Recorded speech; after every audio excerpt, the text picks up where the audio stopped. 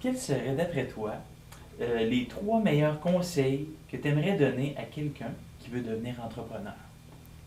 D'y penser longtemps, donc 2, 3, 4, 5 fois avant de se lancer, donc de vraiment y penser, de planifier les choses, donc d'écrire son plan d'affaires.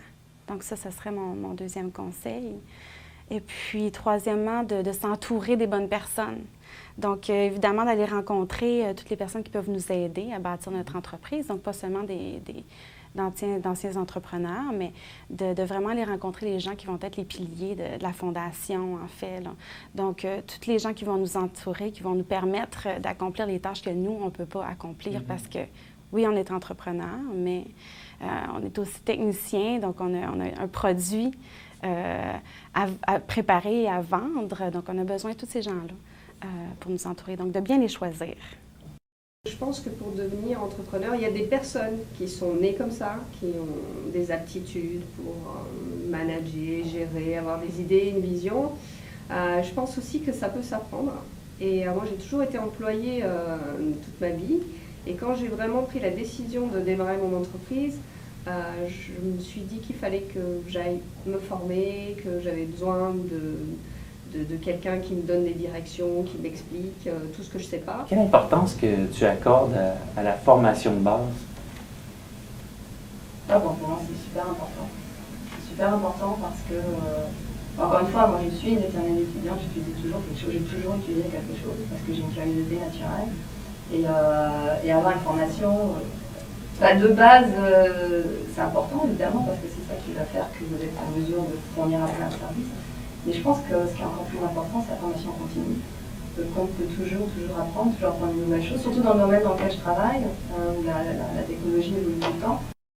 Pour votre entreprise, aviez-vous un plan d'affaires?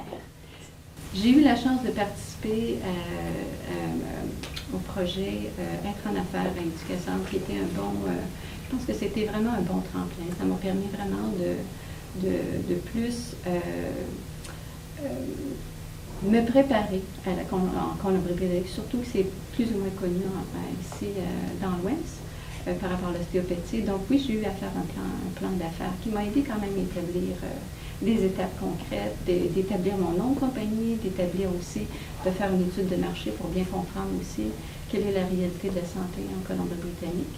Et puis, pour me permettre de me donner les bons outils pour être en mesure d'ouvrir mon entreprise. Bien, moi, tout est basé sur la passion.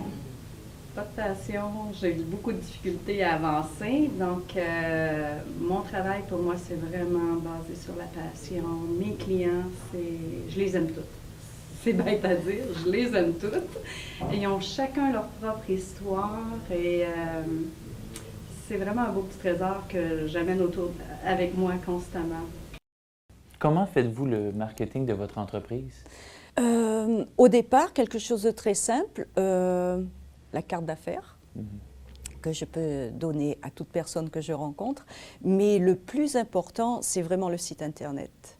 C'est par le site Internet que la plupart de mes étudiants et que la plupart des gens qui réservent une session de guérison me trouvent.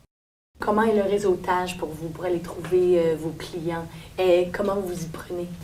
Souvent, ça fonctionne par du bouche à oreille. Je pense que c'est la meilleure façon d'attirer ou d'avoir la clientèle. Il y a aussi le réseautage. J'ai la chance de participer avec la SDE, la rencontre des femmes, qui est une bonne façon aussi de rencontrer d'autres femmes qui ont parti leur propre entreprise.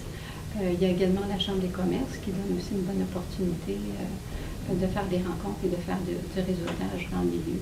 Donc, c'est d'essayer le plus possible de participer dans différentes activités, de laisser, je dirais, savoir ce qu'on fait comme travail. Puis, c'est une belle façon aussi, dans la communauté francophone, de pouvoir échanger. On a eu la chance de rencontrer un coach d'affaires, peut-être, je dirais, à peu près 1 an après avoir commencé notre entreprise. Et si j'avais un conseil à donner aux jeunes entrepreneurs, c'est trouvez-vous un coach d'affaires. Ce que ça nous a permis de faire, c'est de trouver la voie The Jibe. Bon, ben, on est 3 individus qui sont propriétaires de ça. The Jibe, c'est une entité, c'est comme bon, non seulement c'est une personne légale, mais elle a aussi sa voix de par les projets qui sont associés avec The Jibe, les gens qui la composent.